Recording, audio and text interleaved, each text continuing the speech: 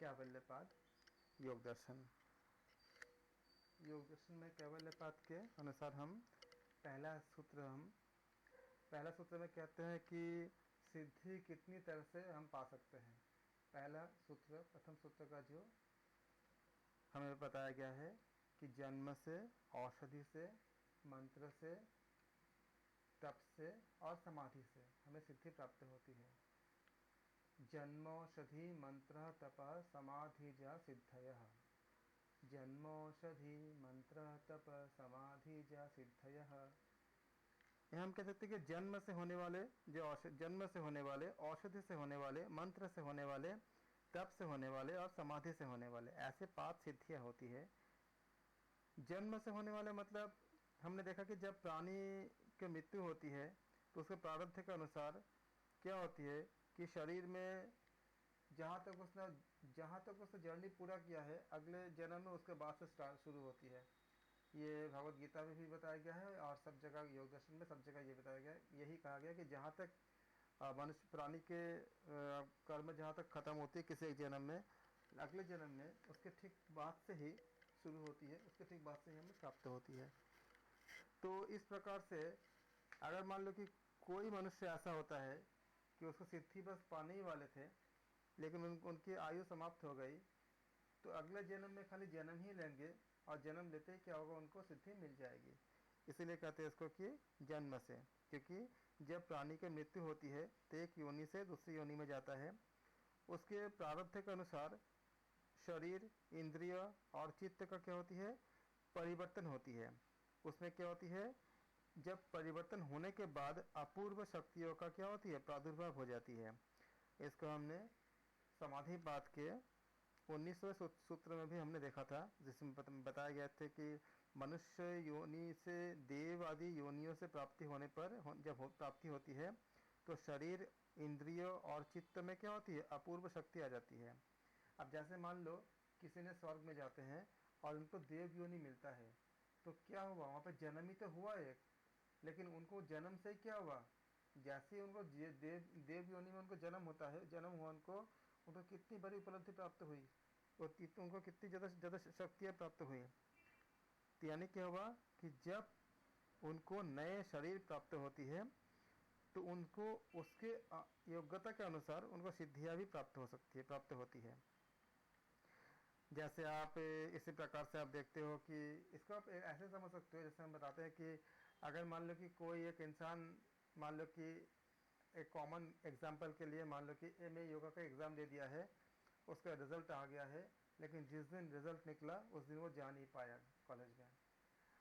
अगले दिन क्या होता है, वो कॉलेज जाता है अपने रिज़ल्ट लेने के लिए, और जब वो जाता है रिज़ल्ट को लेने के लिए, उसी समय अगर कोई नया अभ्यर्थी अगर एमए योगा में एडमिशन के लिए जाता है, दोनों एक ही साथ एंटर करेंगे कॉलेज में और एक ही साथ जाएंगे, लेकिन एक क्या होगा जो उस जगह पे शुरू करेंगे और दूसरे क्या होंगे जो अपनी पढ़ाई शुरू करेंगे 2 साल के लिए, 3 साल के लिए, जितना भी उसका जो ड्यूरेशन होगा, और दूसरे क्या होंगे, उनका सब कुछ समाप्त हो चुके हैं, बस खाली एक दिन जाके अपना मार्कशीट लेकर चले आएंगे या डिग्री लेकर चले आएंगे। बाहर से देखने वाला कोई अगर ऐसा सोचे कि अरे ये तो खाली एक ही दिन आया, उनको डिग्री मिल गया, जबकि इनको तो अभी इतने समय से भी उनको तो खाली अभी शुरुआत ही हो रहा है और इतने समय उनको यहाँ पे पढ़ने पड़ेंगे। तो इसकी वजह से कोई व्याख्या क्या होती है कि उन्होंने पहले 2 साल तक पढ़ाई कर चुके हैं, खाली परिणाम लेना बाकी था। उसी प्रकार से ऐसे साधक जो सिद्धि के पहले तक उनका सब कुछ उनका हो चुका था, लेकिन उनके आयु समाप्त हो गई थी और नए जन्म में क्या होगा, उनको सिद्धि मिल जाएगी। ये आपका क्या होती है, जन्म से होने वाली सिद्धि। या फिर अपने कर्मों के अनुसार जो एक ही मनुष्य योनि, जैसे कि मैं बोला कि जैसे महर्षि कपिल, वेदव्यास जी, सुखदेव जी, इस तरह के जो महर्षि हुए तो मनुष्य जन्म में ही, लेकिन क्या हुआ, जैसे आपका आदि गुरु शंकराचार्य जी इतने, क्योंकि वो अवतार पुरुष थे, तो ये जन्म से होने वाली सिद्धियाँ का वर्णन इसमें किया जाता है। पुराणों में भी देखा जाता है, जो भक्त होते हैं उनको सिद्धि पहले से ही प्राप्त होती है, जैसे हनुमान जी हो गए, या ऐसे बहुत सारे योनि होते हैं जिसमें सिद्धि ऑलरेडी पहले से मिलती ही है। और सिद्धियों का वर्णन हम इतिहास और पुराण इत्यादि में हम देखते हैं। इस प्रकार से हम देखते हैं कि जन्म से होने वाले सिद्धि दूसरे प्रकार की सिद्धियों को भी हम समझ सकते हैं कि किस तरह से हमें प्राप्त होती है। उसी प्रकार से मनुष्य योनि से ऊपर या नीचे जैसे जिस तरह से हमें शरीर मिलती है, उसी प्रकार से हमें उसकी अकॉर्डिंग सिद्धियाँ, ऊर्जा इत्यादि सब कुछ प्राप्त होती है। अगर किसी को निम्न योनि में जाएंगे तो क्या होगा, उनको मनुष्य जैसा ताकत मिलेगा? नहीं मिलेगा। उस जिस योनि में जाएंगे उसके अनुसार मिलेगा। उसी प्रकार से कोई देव योनि में जाते हैं या उससे उच्च योनि में जाते हैं तो उसके उस योनि के अनुसार क्या होगा, ताकत मिलेगा, मतलब आपको जो उनकी शक्तियाँ मिलेगी। कुछ एग्जाम्पल ये कह सकते हो कि जिसके आप एक ही ट्रेन होती है लंबी सी, उसमें जिसके जैसा टिकट होती है जिस कीमत की, उसको वैसा सुविधाएं मिलती है। अब मान लो किसी के पास टिकट अगर फर्स्ट एसी का होगा तो फर्स्ट एसी में जाएगा, सेकंड एसी का होगा उसमें जाएगा, थर्ड एसी का होगा उसमें जाएगा, स्लीपर का होगा उसमें जाएगा, जनरल में होगा तो उसमें जाएगा। तो इस तरह क्या हुआ कि ट्रेन एक ही होती है, लेकिन क्या होती है उसके आपका जितना जिस कीमत की टिकट होती है उसके अकॉर्डिंग उनका डिस्ट्रीब्यूशन होता है। उसी प्रकार से हमारे कर्मों के अनुसार क्या होती है, हमें अलग अलग जगह पे हमें प्राप्त होती है। जबकि योनि हमारा एक ही हो सकता है, लेकिन जैसे मनुष्य योनि में क्या सारे मनुष्य एक तरह के होते हैं? सारे एक तरह के नहीं होते हैं। किसी किसी में तो इतने ज़्यादा बुद्धिमान, इतने ज़्यादा हुनर होते हैं कि आप देखो ऐसे जिस समय अभी अभी जो हमारे इस समय जो कई योगी ऋषि इस समय ऐसे ऐसे हैं जिन्हें अभी भी है, इस समय भी जीवित है, जो आंखों से देख नहीं पाते, लेकिन उन्होंने बहुत सारे ग्रंथों की रचना कर दी है। उनको सारे वेदों का ज्ञान है और आश्चर्य से लोग चकित हो जाते हैं कि उनको बहुत सारे भाषाओं का भी ज्ञान है, लेकिन अभी उनका दृष्टि का आग्रह नहीं करता, वो देख नहीं पाते। लेकिन इतने सारे ज्ञान हैं जिसमें कि एक के आँखों वाले का भी इतनी सारा ज्ञान होना लगभग आपका बहुत मतलब मुश्किल होता है। जिसका आँख होती है उनके पास भी ऐसा इस तरह का ज्ञान होना, इतने वेदों का ज्ञान, इतने ज़्यादा, इतने सटीक ज्ञान। तो ऐसे क्या होते हैं, इनको भी सिद्धि प्राप्त होती है। इसके बाद आती है आपका मंत्रों से होने वाली सिद्धि। मनुष्य जब बहुत ज़्यादा अच्छा मतलब कि विलक्षण आपका सामर्थ्य प्राप्त करने के लिए मंत्र का विधिवत अनुष्ठान करता है। जैसे कि आपका हम बोलते हैं ना, गायत्री मंत्र का अगर आप जाप करते हो तो 1 करोड़ बार जाप करने पर उसका जो फल बताया गया है वो आश्चर्यजनक फल बताया गया है। अब 1 करोड़ बार को अगर हम कैलकुलेट करेंगे, क्या आप सोचो क्या 1 करोड़ बार हम अपने जीवन में कर सकते हैं? बिल्कुल कर सकते हैं। अगर 21,600 हम सांस लेते हैं 24 घंटे में, और मान लेते हैं कि हम 12 घंटे हम अगर जगे हैं, बाकी हम अगर जगे नहीं मतलब बाकी हम नींद पे भी जाते हैं, उनमें से अगर हम सांसों में अगर मन अगर हम जाप करते जाएंगे तो क्या संभव है? मान लो अगर 10,000 बार भी 21,000 में से अगर 10,000 बार 21,000 सांसें हमारा डेली चलती है, अगर हम 10,000 बार भी अगर हम नाम जप करते हैं तो एक मंथ में कितना हो गया आपका? 3 लाख हो गया। एक दिन में अगर 10,000 करते हो तो 30 × 10 क्या होगा आपका? 3 लाख हो जाएगा एक मंथ में। अगर आप 12 मंथ करते हो तो कितना होगा आपका? 3 लाख × 12 36 आपका 36 लाख हो जाएगा। कितने आपका? एक साल में हो जाएंगे। तो 36 लाख अगर आपका एक साल में होते हैं तो 3 से 4 साल अगर आप करोगे तो 1 करोड़ तो हो जाएगा। तो बहुत बड़ी कठिन नहीं है। अगर कोई अगर खाली 5,000 सांस ही करता है, मतलब 21,000 सांस डेली करता है, डेली होते हैं 21,000 सांस में अगर मान लो 24 घंटे होते हैं, अगर 25% भी ले लेंगे, 6 घंटा ही ले लेंगे, बाकी आप 18 घंटे अगर नहीं कर पाते हो अपने आप सोए रहते हो, आप ऑफिस पे जाते हो, अगर 6 घंटा भी कोई अगर नाम जप कर ले तो 5,000 डेली करेंगे, सॉरी आपका हाँ 5,000 आप डेली करोगे 700 में, तो आप मंथ में कितना करते हो? 1.5 लाख करते हो। 1.5 लाख अगर आप एक मंथ में करते हो तो एक साल में कितने करते हो आप? 18 लाख करते हो। 6 साल में कितना होगा आपको? 1 करोड़ हो गया। तो 6 साल तो हमारा जन्म तो होती ही है। तो अगर हम ऐसा करना चाहेंगे तो वाकई में हम कर सकते हैं ना। शुरू में थोड़ा सा हमें प्रैक्टिस करने पड़ेंगे, भूल जाते हैं, लेकिन जैसे ही कुछ दिन हो जाएगा तो आपको याद रहेंगे। इस तरह से जो आपका मंत्र से जो आपका जो सिद्धियाँ या आपके अंदर जो अलौकिक जो शक्तियों का जो प्रादुर्भाव होगा, वो मंत्र से होने वाले सिद्धि होती है। इसी प्रकार से जब हम आपका महामृत्युंजय का जब जाप करते हैं किसी अपनों के लिए या इस प्रकार से, तो हमें उसके भी हमें जब बहुत ही ज़्यादा हमको गुण या उसके ज़्यादा हमें जो लाभ हमें प्राप्त होती है, जो मंत्र से होने वाले सिद्धि होते हैं, विलक्षण सिद्धि प्राप्त होती है।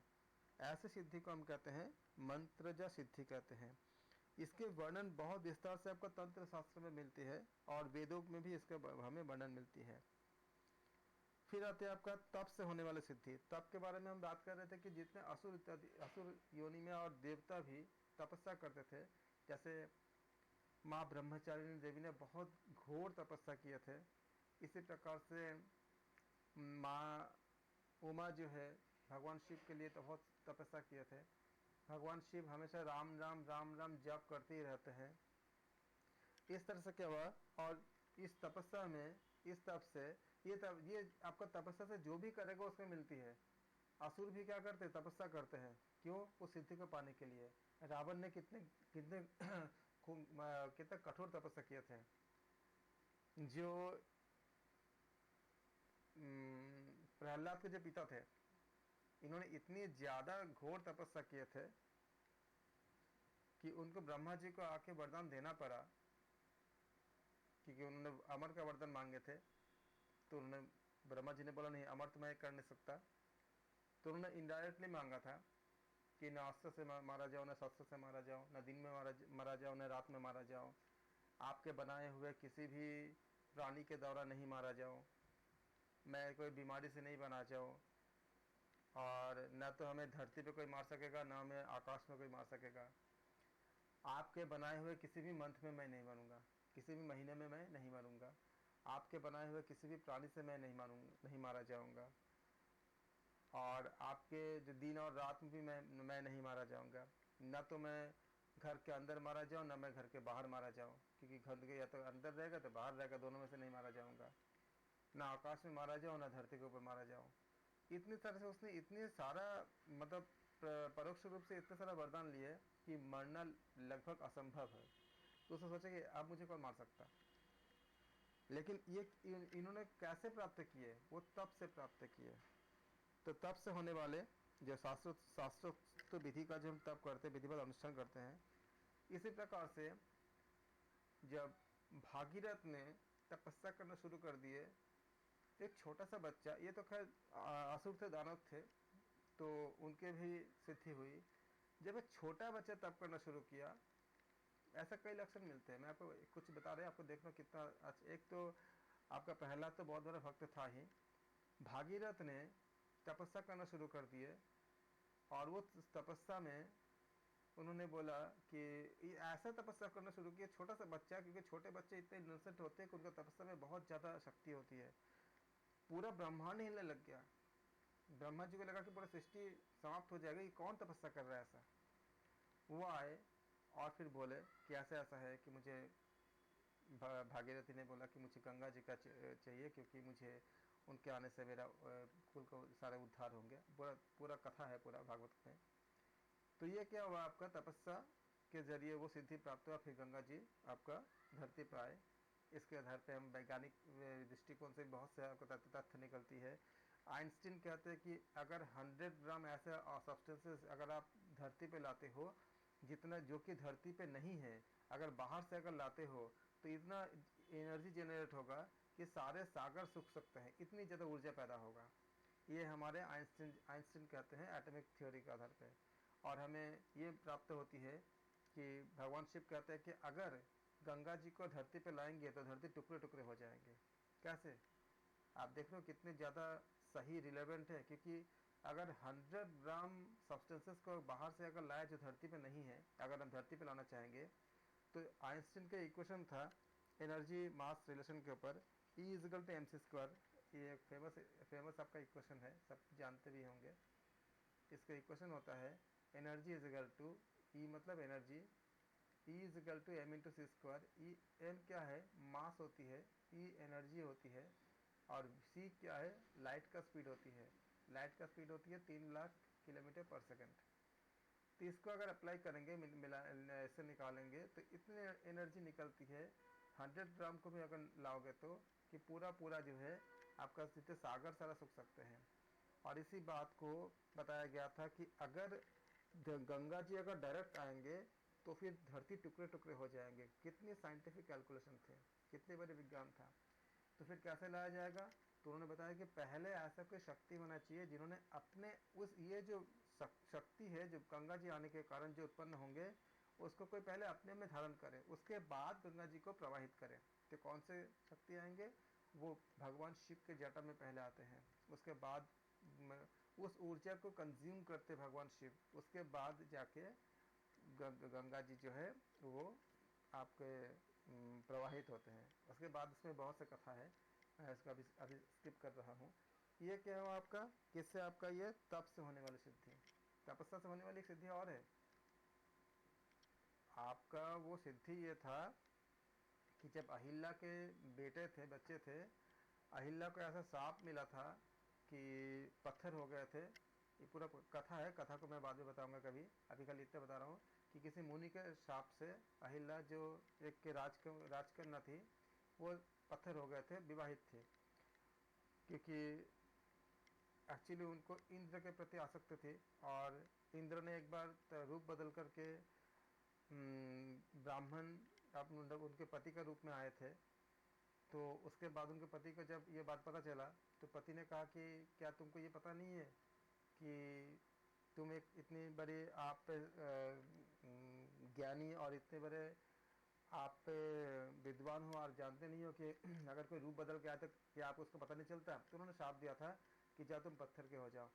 तो उन्होंने बोला कि मेरा उद्धार कैसे होगा, तो उन्होंने कहा था कि ऋषि ने कहा था कि जब राम के जन्म होंगे तो राम के जब पैर जो तुम्हारे पत्थर के ऊपर जब गिरे, जब टच होगा उससे जब आपका जब उनके स्पर्श होंगे तो आप फिर से आप मानव बन जाओगे। ये बात जानने के बाद फिर उनके बेटे ने तपस्या किए थे, क्योंकि नॉर्मली क्या था कि सत्य, द्वापर, त्रेता और कली होना चाहिए, ये ऑर्डर था। इतना तपस्या की, इतना तपस्या किए कि ब्रह्मा जी एकदम पूरा परेशान हो गए, एकदम पूरा उनका सिंहासन हिलने लग गए। बोले क्या वरदान चाहते हो, कि उन्होंने कहा कि आप एक क्रम को बदलो। मेरे माँ इतने दिन तक वेट नहीं कर सकती, क्योंकि राम जो आएंगे वो त्रेता युग में आना था तो राम को आना है, और द्वापर युग में आपको कृष्ण को आना था। तो उन्होंने कहा कि सत्व, द्वापर, त्रेता ऐसा नहीं, आपका 2 के बाद 3 आता है तो सत्य, द्वापर, त्रेता आना चाहिए। उन्होंने बोला नहीं, पहले त्रेता लाओ। पूरा ऑर्डर चेंज करने पड़ेंगे, ऑर्डर चेंज करिए मैं चाहता हूँ, उनको करना पड़ा। इसलिए अभी क्या हम पढ़ते हैं, सत्व, त्रेता, द्वापर, फिर कली आता है। एक्चुअली ऑर्डर क्या था, सत्व, द्वापर, त्रेता, कली था, लेकिन ये तप के बल पर उन्होंने बदलाव किया और जो त्रेता युग था वो पहले आया, राम जी का जन्म पहले हुआ, उसके बाद सारा पूरा क्रम बदल दिया। इतने शक्ति होती है तप में। तो तप को हम समझाने की कोशिश कर रहे थे आपको कि अपूर्व शक्ति का प्रादुर्भाव होती है। ऐसे सिद्धि को हम कहते हैं तपजा सिद्धि कहते हैं। तप के जरिए बहुत कुछ संभव होता है अगर तप को हम सही तरह से करें तो। इस प्रकार से भारद्वाज ऋषि, आप जानते हो कि भारद्वाज ऋषि, विश्वामित्र ऋषि आदि ऋषियों ने तप से बहुत से सिद्धियों का प्रयोग करके उन्होंने दिखाया भी है। फिर होती है आपका समाधि से होने वाली सिद्धि। इसमें क्या होती है, धारणा, ध्यान और समाधि के अभ्यास से शरीर, इंद्रिय और चित्त में अपूर्व शक्तियों का प्रादुर्भाव होता है। उसको हम कहते हैं समाधिजा सिद्धि कहते हैं। हम विस्तार से हमने इसके बारे में, जब हम संयम में जो हमने अध्ययन किया, हमने विभूतिपाद में सब हमने अच्छे से हमने अध्ययन किए थे। फिर आपका आता है सूत्र संख्या 2, आपका कैवल्यपाद में सूत्र संख्या द्वितीय, दूसरा सूत्र में, द्वितीय सूत्र में बताते हैं कि ये जात्यंतर परिणाम के बारे में बताते हैं कि जात्यंतर परिणाम प्रकृत्या पुरात, जात्यंतर परिणाम प्रकृत्या पुरात। जात्यंतर परिणाम मतलब क्या होती है आपका, कि जब मतलब आप एक पर्टिकुलर मतलब इस प्रकार से एक जाति से दूसरे जाति में जो बदलते हैं, उस बदल जाना जो रूप होती है वो जाति का अंतर का परिणाम, यानी जात्यंतर परिणाम होती है। ये प्रकृति के पूर्ण होने से होता है।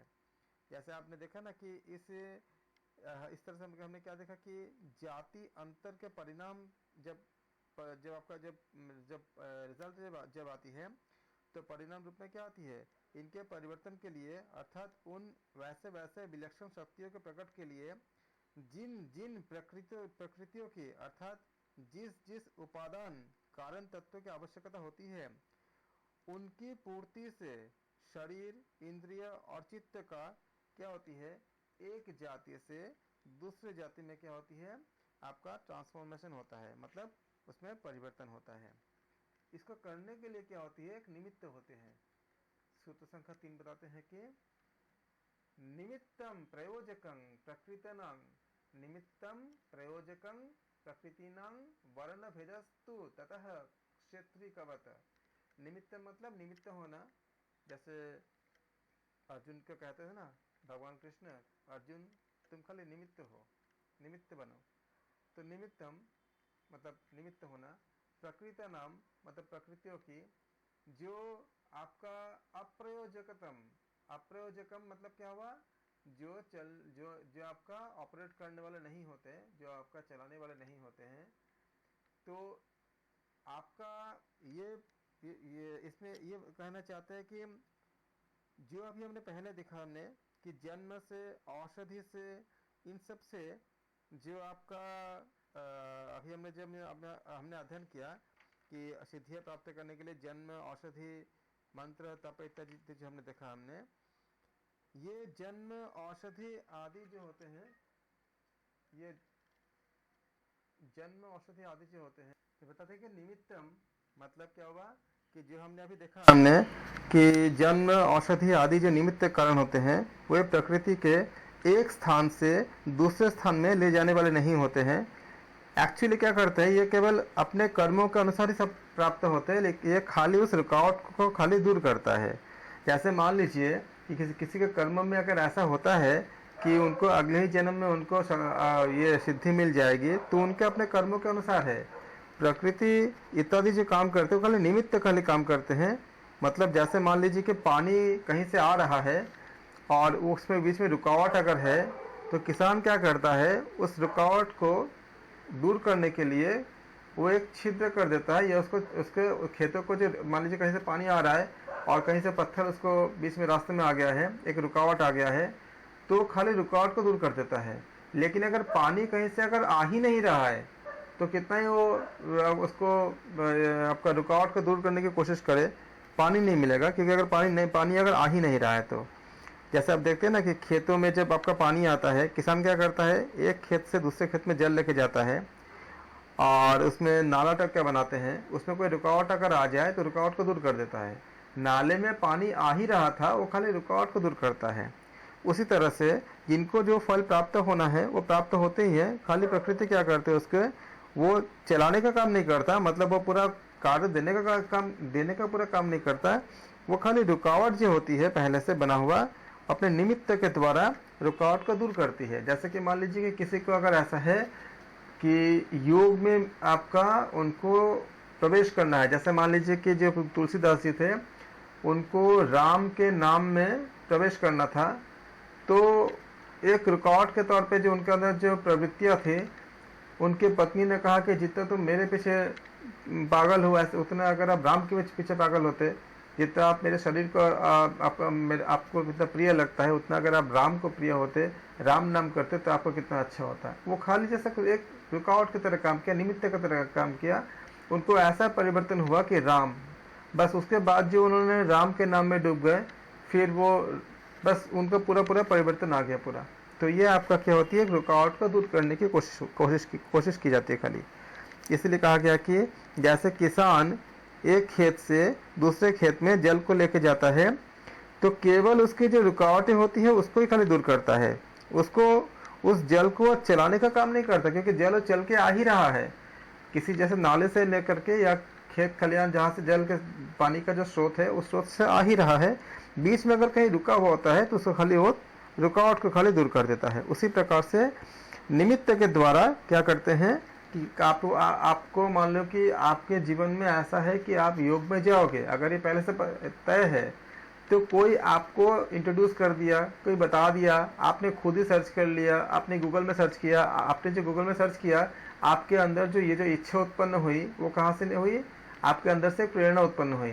आपने कई जगह अपने इंस्टीट्यूट आपको पता चला, आपने वहाँ पे गए, बातचीत किए, और जहाँ पे आपको एडमिशन मिल सकता है आपको मिला, फिर आप वहाँ से कुछ और बातें पता चला, धीरे धीरे धीरे आप आगे बढ़ते गए, फिर आपने एमए किया, फिर आपने एमएससी किया, या फिर आपने और कुछ किया, फिर आपने पीएचडी किया। ये सब करते करते क्या आप एक उच्चतम शिखर में पहुँचते हो। ये क्या है, एक निमित्त ही तो है, क्योंकि इसी तरह से बताने वाले या इंटरनेट में खोजने वाले तो और भी लोग खोज सकते हैं, लेकिन उनके पास क्या होती है, वो निमित्त नहीं होती। तो क्या होती है, वो घूम फिर के उस जगह जाते ही हैं। जैसे आप सब ने भी जिस भी तरह से योग में आप आए होंगे, आप देखोगे, अपने आप को ढूंढ के देखो, कोई ना कोई निमित्त जरूर रहा होगा। या तो आप में से किसी का, आपको किसी दोस्त ने बोला होगा, या तो कोई परेशानी थी, उससे निजात पाने के लिए आपने योग में आए होंगे, या आपके अंदर से कोई प्रेरणा आया होगा कि हम योग में जाए, तो ऐसा आया होगा, कुछ ना कुछ ऐसा कुछ होता है। तो उसके ज़रिए क्या होती है, हमें एक निमित्त के तरह पे हमें अपने जो खुद के जो पहले से जो हमें जो कर्मों के अनुसार जो हमें फल मिलना होता है, उसको हमें मिलती है। और ये इन सब के परिवर्तन के लिए जिन जिन वस्तुओं की आवश्यकता होती है, उनकी पूर्णी अपने आप हो जाती है, जब अगर हमको ये चीज़ हमें कर्मों में होती है। तो जैसे मान लो कि अगर आपको जानकारी नहीं है कि कहाँ पे आपका योग का कोर्स कराया जाता होगा, तो ये अपने आप ऐसा कुछ आपको संभावनाएं बनेंगे, ऐसा कुछ आपका ऐसा कुछ लोग मिलेंगे, या आप जैसे फेसबुक में गए तो एक दिन आपने फेसबुक पेज आपने कैसा देख लिया कि इसमें आपको किसी संस्था के बारे में पता चला, जैसे कि मोरारजी देसाई राष्ट्रीय योग संस्थान हो गया, या उत्तराखंड आपका जो योग के संस्थान हो गया, या ऐसा कुछ आपको मिला, और आपके अंदर एक इच्छा जागा, या कोई वीडियो देख लिया आपने, उसमें आपकी इच्छा जागा कि आप भी योग करोगे, और आप योग के रास्ते में क्या हुआ, आपने अपने आप को समर्पित कर दिया। जैसे आपने किसी योगी को आपने देख लिया, जैसे अभी भी आप देखोगे कि वाराणसी में एक ऐसे योगी है जिनका उम्र जो जिनका अभी आपका पद्मश्री शायद उस पुरस्कार मिले थे, तो उनका उम्र जो है इस समय 123 ईयर्स से ज़्यादा है, जबकि वो सारा काम अभी भी सूर्य नमस्कार करते हैं, अभी उन्होंने शीर्षासन करते, सारा कुछ खुद करते हैं। तो उनको ऐसे योगियों को देख करके क्या हुआ, आपके अंदर एक प्रेरणा उत्पन्न हुई, और 123 से ज़्यादा 123 प्लस एज है। तो ये देख करके जब आपको ऐसा प्रेरणा उत्पन्न हुई, तो आप क्या किया, आपने अपने योग में आना चाहा। ये क्या हुआ आपका, ये जस्ट ये सब क्या निमित्त है, क्योंकि उनको तो और भी हजारों लोग देख रहे हैं, सबको तो अंदर प्रेरणा जागती नहीं है। तो ये क्या हुआ आपका, एक आपका निमित्त हो गया। तो ये आपका श्लोक नंबर 3 था। श्लोक नंबर 4, निर्माण चित्तयान। देखो, निर्माण चित्तानी क्या हुआ, जो बनाए हुए चित्त होती है, अस्मिता मात्रात, मतलब क्या हुआ, निर्माण चित्तानी अस्मिता मात्रात, मतलब केवल आपको मैं अस्मिता के बारे में बताया था। अस्मिता क्या होती है कि जब हम, बुद्धि क्या होती है, आपका जड़ होती है, आपका अचेतन, मतलब ये इसको जड़ कहते हैं बुद्धि को। और पुरुष क्या होती है, चेतन होती है। लेकिन बुद्धि को ही अज्ञानता वश, मतलब अविद्या के कारण बुद्धि को ही पुरुष यानी कि जड़ को अगर जब हम चेतन मान लेते हैं, तो उसको हम अस्मिता कहते हैं।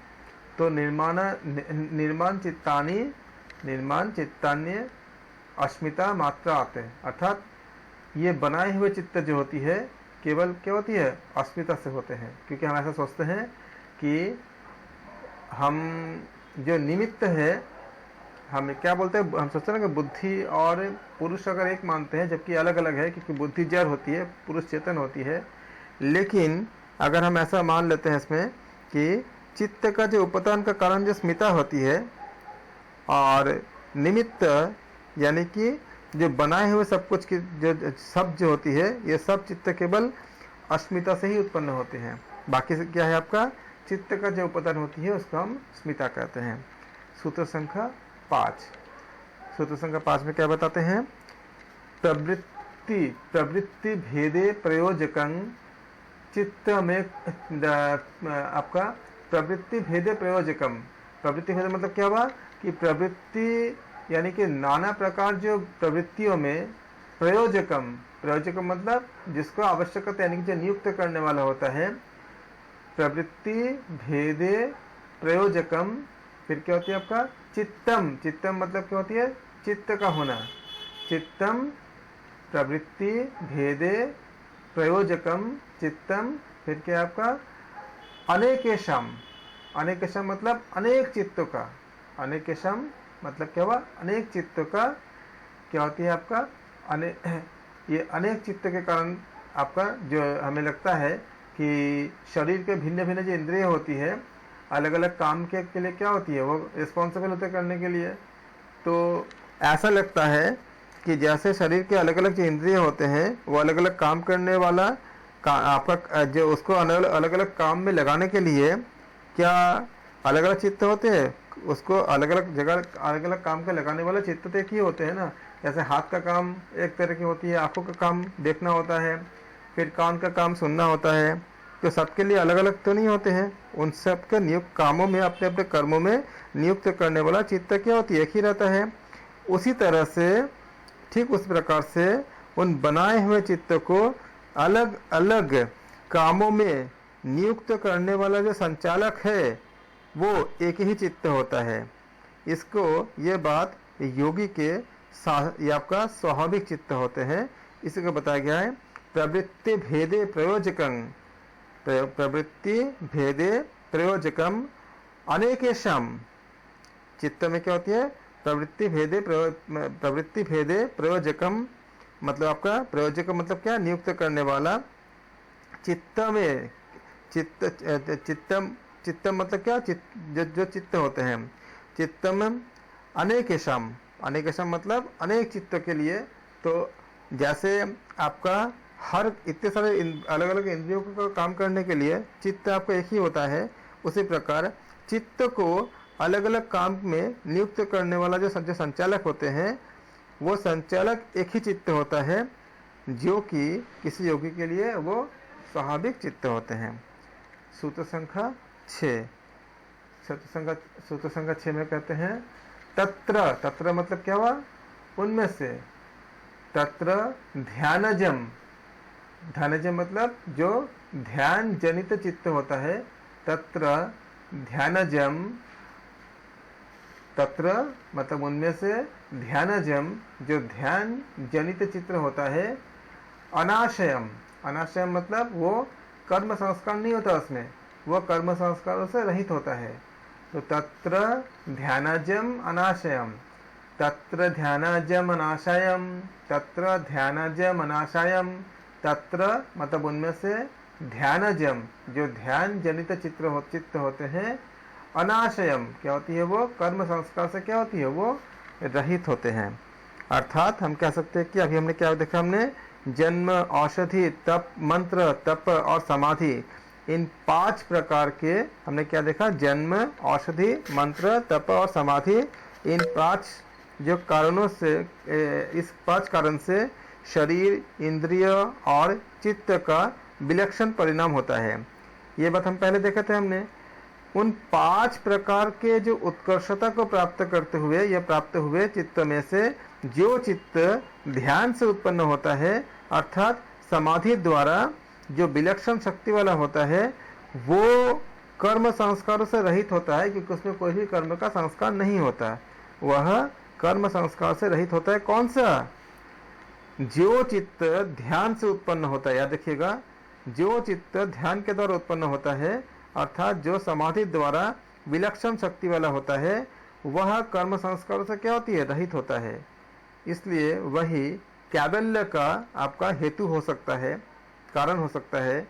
दूसरे क्या होती है, जन्म, औषध आदि, इसके द्वारा जो विलक्षण शक्ति युक्त चित्त में कर्म के संस्कार क्या होती है, रहते हैं। बाकी में दूसरे जो होती है जन्म में, औषध में आदि के द्वारा जो विलक्षण शक्ति युक्त चित्त में क्या होती है, कर्मों के संस्कार रहते हैं। जैसे आप किसी को अगर देव योनि प्राप्त होते हैं तो वो कर्मों के कारण ही देव योनि के प्राप्त होते हैं। तो देव योनि जैसे उनको जिनको मिलते हैं, इस कारण से, क्योंकि उनको दूसरे क्या होती है, जो जन्म में से, औषधि से इत्यादि से, केवल जो आपका जो ध्यान से उत्पन्न होता है, अर्थात जो समाधि द्वारा जो आपका विलक्षण शक्ति जो प्राप्त करते हैं, वो केवल कर्म के संस्कार से रहित होता है।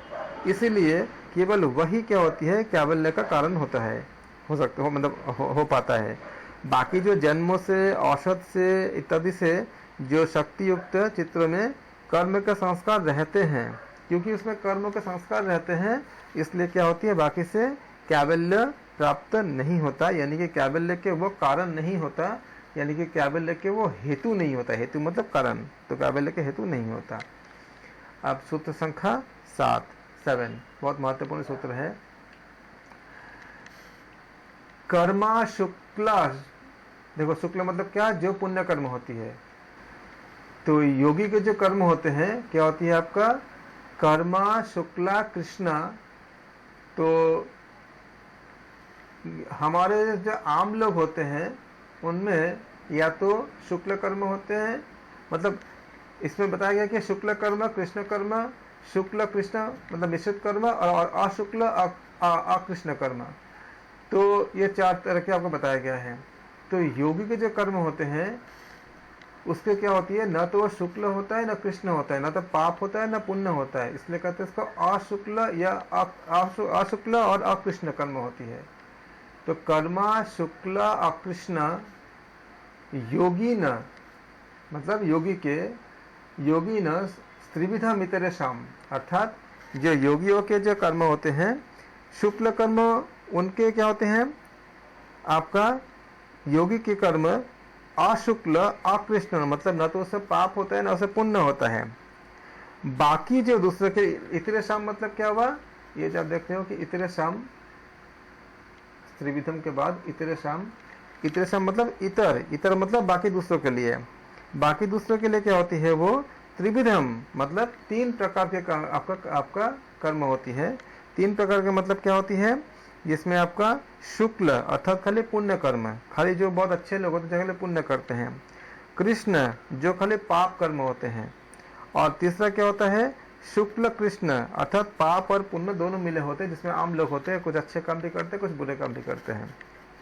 तो शुक्ल कर्म ये कई बार पूछेगा इसके बारे में, जो 4 प्रकार के बारे में इसका पूछे गए हैं, इसमें आपको याद रखिएगा, ये कैवल्यपाद के 7वां सूत्र है। शुक्ल कर्म ऐसे कर्म को कहते हैं जो पुण्य के कारण उत्पन्न होती है, यानी पुण्य से जो उत्पन्न कर्म क्या होती है, सुख भोग देता है, इससे क्या होती है, आपको सुख भोग होता है। और कृष्ण कर्म उनको कहते हैं जो नरक आदि दुखों के क्या होती है कारण, यानी कि वो पाप कर्म होती है। और जो शुक्ल कर्म करते हैं उनको देव योनि प्राप्त होते हैं। जो खाली कृष्ण कर्म करते हैं उनको पशु योनि या उसके कीट पतंग योनि, जो आपका जो पाप योनि के कारण आपको भोगने के लिए होता है। और जो बीच का क्या होती है आपका शुक्ल कर्म युक्त, दोनों मिलके होती हैं, तो वो क्या होते हैं ऐसे जो जिसमें शुक्ल भी होते हैं कर्म आपका कृष्ण भी होते हैं, उसमें आपको दोनों मिश्रित होते हैं। इसलिए खाली पुण्य कर्म का नाम क्या है, शुक्ल कर्म है, और जो पाप कर्म होते हैं पाप कर्म का नाम क्या है, कृष्ण कर्म है। जो सिद्ध योगी के कर्म जो होते हैं वो किसी भी प्रकार के न तो पुण्य का फल देता है न पाप का देता है, इसलिए वो किसी भी प्रकार के भोग का कोई फल, क्योंकि भोग होगा तो फिर जन्म लेके आने पड़ेंगे। तो मोक्ष के लिए क्या चाहिए, भोग नहीं चाहिए। कोई भी भोग होगा, चाहे आपका पुण्य कर्म का ही अगर भोग करना होगा तो भी तो शरीर चाहिए, मतलब आप फिर भी तो आपको जन्म लेने पड़ेंगे। इसलिए जिनको मोक्ष चाहिए होता है उनको पुण्य भी नहीं चाहिए होता है, पाप भी नहीं चाहिए होता है। अर्थात पुण्य कर्म का नाम शुक्ल कर्म होती है और पाप कर्म का नाम क्या होता है, कृष्ण कर्म होती है। जो मतलब सिद्ध योगी के कर्म किसी भी प्रकार के भोग देने वाले होते नहीं है, इसलिए उनका जन्म नहीं होते, क्योंकि उनका चित्त क्या होती है, कर्म संस्कारों से शून्य होता है। और इसलिए योगियों के जो कर्म होते हैं वो अशुक्ल और अकृष्ण होते हैं। योगी के अलावा जो जितने साधारण मनुष्य होते हैं उनके कर्म 3 तरह के होते हैं, या तो शुक्ल कर्म खाली पुण्य कर्म, या फिर पाप कर्म कृष्ण कर्म होते हैं, और फिर या फिर शुक्ल और का मतलब कृष्ण मतलब पाप और पुण्य मिला के होते हैं।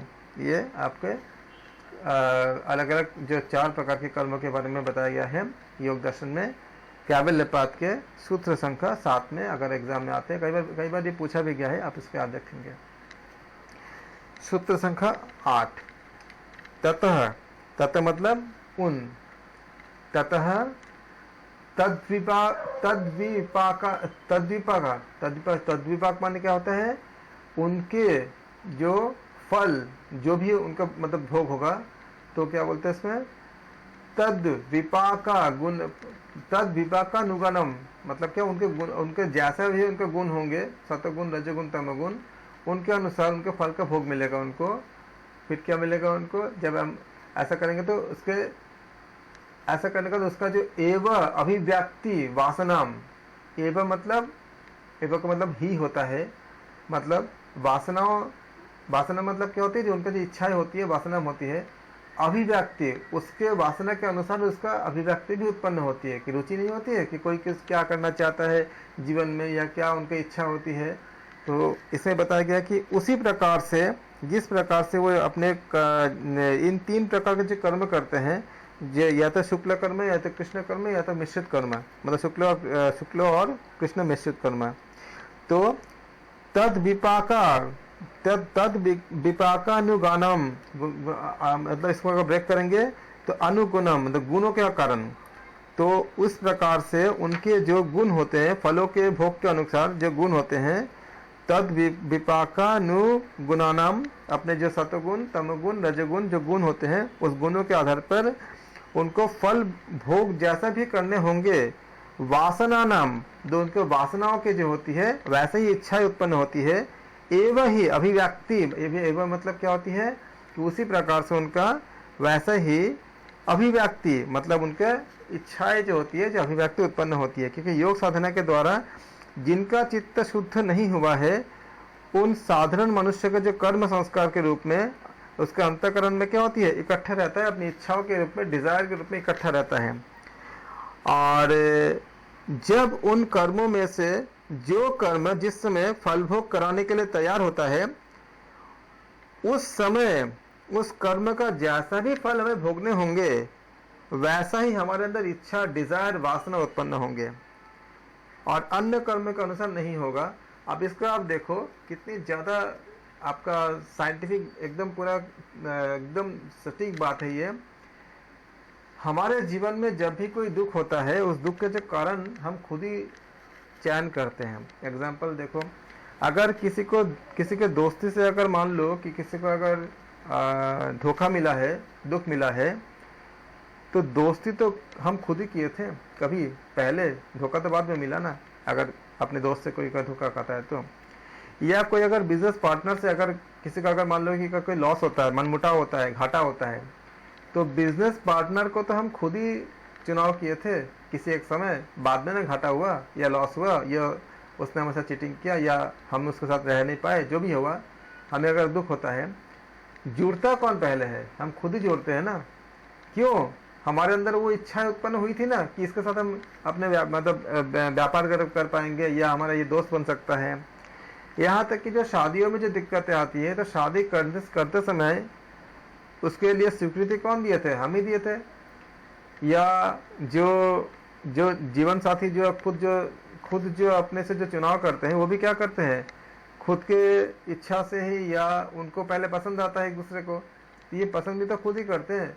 या मान लीजिए कि हम कहीं भी मान लीजिए कि कुछ भी, जैसे मान लीजिए कि हमें इतिहास में ऐसे बहुत सारी चीज़ हमें दिखते हैं हमें कि किसी ऐसा कोई पुत्र उत्पन्न होता है जो पिता को दुख देता है, या ऐसे बहुत सारे चीज़ देखते हैं हम, ऐसा कई जगह पे हमें देखने को मिलते हैं। तो ये सारे जो पहले उनके प्रति जो जिससे हमें दुख मिलती है, उसके प्रति जो इनिशिएशन क्या कौन करता है? हम खुद ही करते हैं। उसी तरह से अक्सर क्या होती है, जहाँ से हम सारे दुख की बात नहीं करते, लेकिन कुछ दुख तो ऐसे होते हैं जो जिसके, अब जैसे मान लो किसी को बीमारी हो गई तो उसके बात नहीं कर रहे हैं, लेकिन अगर सूक्ष्म तरह से देखोगे तो उसको भी चुनाव हम ही करते हैं, क्योंकि बीमारियां होने ना होना हमारे खान पान और हमारे सोच पे डिपेंड करता है। हमारे सोच हम कैसे रखेंगे ये तो हम खुद ही तय करते हैं, और हम खान पान कैसे करेंगे ये भी हम खुद तय करते हैं। अगर हमारा गलत खान पान को हम अपने में पोषण किए हैं, तो उस बीमारी का कारण भी तो हम खुद ही हुए ना। वो जो खान पान हमें पता है कि हम मान लो कि हमें अगर पता है कि ज़्यादा हमको मीठा नहीं खाना चाहिए, या ज़्यादा हमको ऐसा मतलब फैट नहीं खाना चाहिए, या इस तरह का खाना नहीं चाहिए जो हमें ज़्यादा बॉडी को जैसे संतुलित ना रखे, ज़्यादा मोटापा आ जाए या ऐसा कुछ आ जाए। तब भी जो हम खाते हैं, हमारा जो रुचि होती है, इच्छाएं जो उत्पन्न होती है, वो डिज़ायर कहाँ से आती है? वासना उत्पन्न होती है ना, कि हम थोड़ा सा ज़्यादा खा ले, थोड़ा मीठा खा ले, जिसको भी जिससे आपका वो ओवरवेट हो रहा है, तब भी वो खाना को छोड़ नहीं पाता। तो ये जो इच्छा है, और फिर जो वो ओवरवेट हो गया, उससे जो बीमारियां उत्पन्न हुई, उससे क्या उसको दुख मिल रहा है उसको। इस तरह से क्या हुआ कि जो वासना जो होती है, अभिव्यक्ति जो होती है, ठीक उसी प्रकार की उत्पन्न होती है, जिससे कि वो उसका फल उसका भोग सके। ये पॉजिटिव में भी होती है।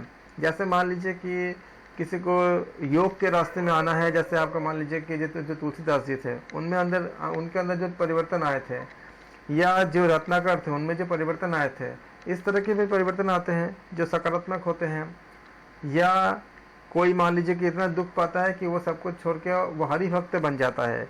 जैसे भगवान कृष्ण कहते हैं कि 4 तरह से लोग हमारे भक्त बनते हैं। एक अर्थ आपका जिज्ञासु, अर्थार्थी, ऐसे आपका ज्ञानी, इस तरह से चार तरह को उन्होंने बताए थे। उसमें आपका जो है, जो दुखी होते हैं, जो आर्त होते हैं, उस दुखों से मुक्ति पाने के लिए भी क्या होती है, ये प्रभु की तरफ जाते हैं। ये सारे जो डिज़ायर होती है, सारे जो इच्छाएं होती है, वो हमारे फल को भोगने के लिए होती है, अपने वासना के अनुसार अपने आप ही हमें उत्पन्न हो जाती है। ये हमें बताया गया है सूत्र संख्या 8 में बताया गया है। सूत्र संख्या 9 में बताते हैं योग दर्शन में, उसके अनुसार जाति, देश, काल, व्यवहितानाम मतलब जाति, काल, देश, व्यवहितानाम, यानी कि जाति, देश और काल, इन तीनों का जब व्यवधान रहने पर भी व्यवहितानाम, तो अगर ऐसा भी होता है तो भी क्या होती है आपका, जब जाति, देश और काल तीनों का आपका, क्योंकि ऐसा होता है कि आपका कि कोई भी कर्म किसी एक जन्म में मान लीजिए किया गया है, और कोई और कर्म मान लो वो किसी दूसरे जन्म में किया गया है। ये उन कर्मों में जन्मों का व्यवधान है, अलग अलग जन्मों में किया गया है। जैसे मान लीजिए कि आपने सपोज करो कि आपके पास कई क्रेडिट कार्ड है, और आपने मान लो कि SBI का क्रेडिट कार्ड भी है, फिर आपने बैंक ऑफ बड़ौदा का भी है, फिर आपके पास ICICI बैंक का भी है।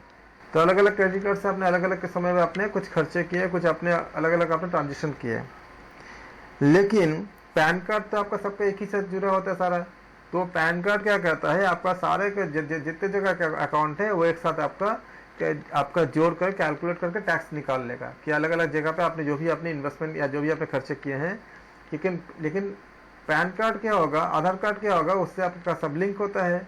तो उससे क्या होता है, वो सारा का निकाल लेता है कि आपको कितना टैक्स देना होंगे, आपको कितना क्या हुआ। भले ही आप अलग अलग जगह से अलग अलग टाइम पे अपने अकाउंट खोले होंगे, या आपने अपने खाता खोले होंगे, या अलग अलग तरह से आपने खर्च किए होंगे। ठीक उसी प्रकार से कोई भी कर्म किसी एक जन्म में किया गया हो, और कोई दूसरा कर्म अगर मान लीजिए किसी अन्य जन्म में अगर किया जाता है, तो ये उन कर्मों में जन्म का जो व्यवधान तो होता है।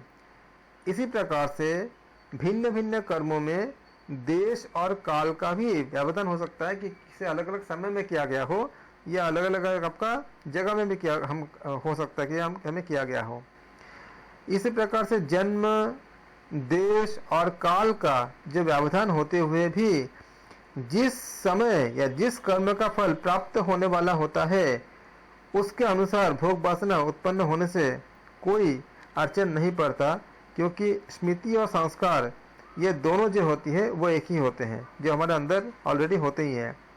इसलिए जिस कर्म फल का उत्पादक मतलब जो देने वाले के लिए देने वाला जो होता है, जो निमित्त कारण आ जाता है, वैसे ही इच्छाएं उत्पन्न होती है, वैसे ही वासना भी उत्पन्न होती है।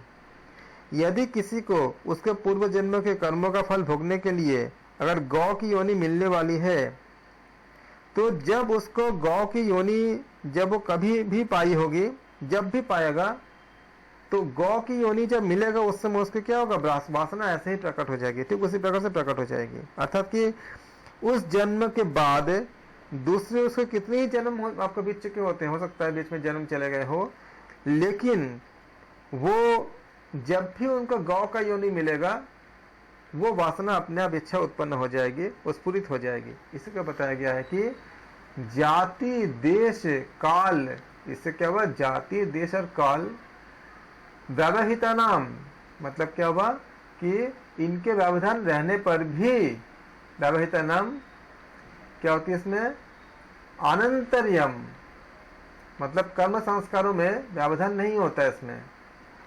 अनंतर्यम, उसमें कोई भी व्यवधान नहीं होती है। स्मृति संस्कारियों, इसमें स्मृति, क्योंकि ये सब क्या होती है, संस्कार और स्मृति दोनों एक ही, आपका स्मृति और संस्कार दोनों आपके दोनों ही रूप में होती है, मतलब आप कह सकते हैं कि ये दोनों एक ही रूप में होती है। स्मृति संस्कारों एक रूपत्वात्, मतलब उसका स्मृति और संस्कार दोनों का रूप क्या होती है, एक ही होती है। इसलिए जब भी, इसलिए कर्म इतनी ज़्यादा महत्वपूर्ण होती है, इतनी ज़्यादा महत्वपूर्ण होती है, एक एक पाई का हिसाब देना पड़ता है, करना पड़ता है, कर्म फल भोगना ही पड़ता है। जिस भी, मान लो इसलिए कहा गया था ना कि ये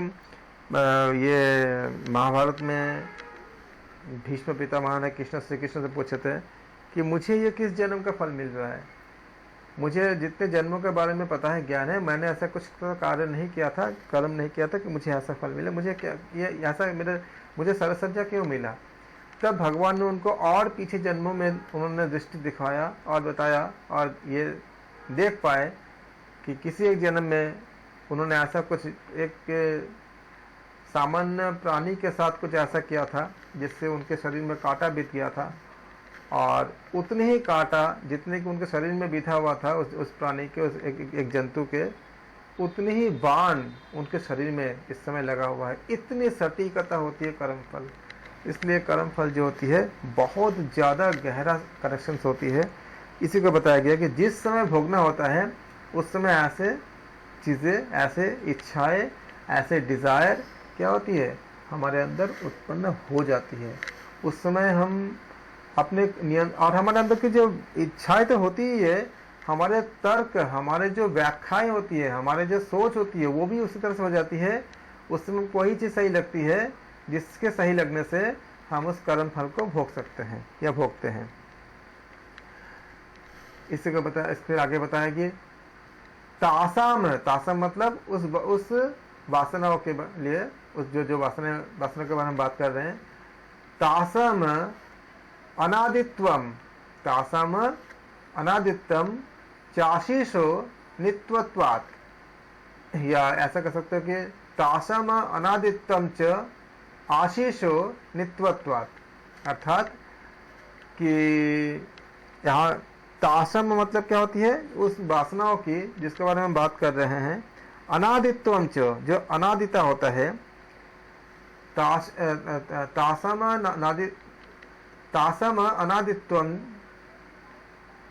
या च का एक साथ मिला देंगे, तासम अनादित्वम च आशीष नित्वत्वात्, अर्थात क्या हुआ इसमें कि प्रत्येक प्राणी को जीवन की इच्छा एक बनी रहती है कि हमें उसको जीवन मिले।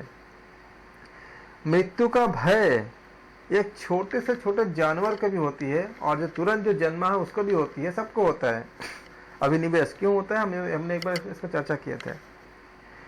क्षुद्र से क्षुद्र जीवों में भी देखा जाता है, छोटे से छोटे में, और ये पुनर्जन्म की सिद्धि आपका प्रूफ होता है, क्योंकि जब एक बार प्राणी की मृत्यु होती है तो उसके प्रति उसका जो भय है, वो कभी पहले मृत्यु हुई थी तभी उसका अभी भय हो रहा है मृत्यु से। इसका मतलब क्या, पुनर्जन्म, ये प्रामाणिकता भी हुई, क्योंकि विज्ञान इसको ये कहता है कि भय आपको उसी से बनती है जो आप पहले एक बार सामना कर चुके हो, तो उससे भय बनती है। अगर मृत्यु का भय है मतलब मृत्यु का सामना हम पहले कर चुके हैं, यानी फिर से अगर हम मृत्यु का सामना कर रहे हैं तो ये हमारा पुनर्जन्म का एक प्रमाण भी है। इससे ये क्या होती है, पुनर्जन्म की सिद्धि होती है।